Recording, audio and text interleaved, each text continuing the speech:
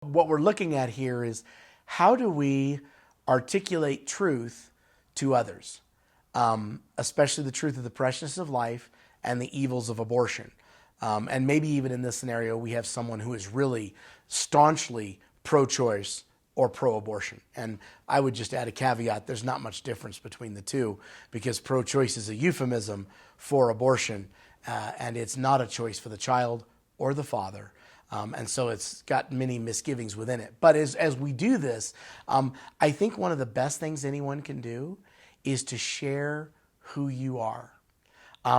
With statistics, facts, realities, they're very important. They're very important in education. They're very important in understanding what's really occurring. They're very important in seeing the weight or the gravitas of something. But most of the time for people on an interactional level, they're just too much, too fast, too overwhelming. So the one thing that can't be refuted by others and the one thing that sticks with others is your own story. So if I'm going to talk to someone about life, I might talk to them about Brooke. If I'm going to talk to someone about life, I might talk to them about my own life. Something that I didn't mention at this point is in all this journey for pro-life that I've walked through, I came to find out that when I was conceived, my mom was using the IUD birth control device. And in all my research, the IUD is not a contraceptive, it's an abortifacient. It doesn't actually prevent conception, it prevents implantation.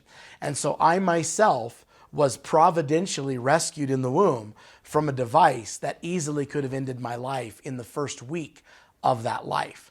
And my parents didn't really know that the device operated in that way. They were operating out of ignorance, but that device's intended purpose, its main machination, was to dispel children newly conceived, if such a child were to occur.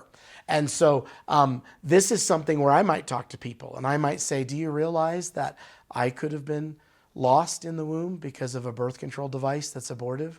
That's very personal to me. I might also say to someone, you know what? I was born in 1970 and the state I was born into legalized abortion for rare cases in 1967. And in New York City, before I was even out of the womb, my mom could have flown there and had me aborted, because it would have been legal for her. And this is very personal to me. I would hate to have lost my friends, my parents, my family, anyone to abortion because I love them so much. And that's why I deeply care. Now, by putting the conversation on a personal level, they can't really refute your own feelings and thoughts, but they can grapple with them and then they can introduce their own. But this once again brings dialogue.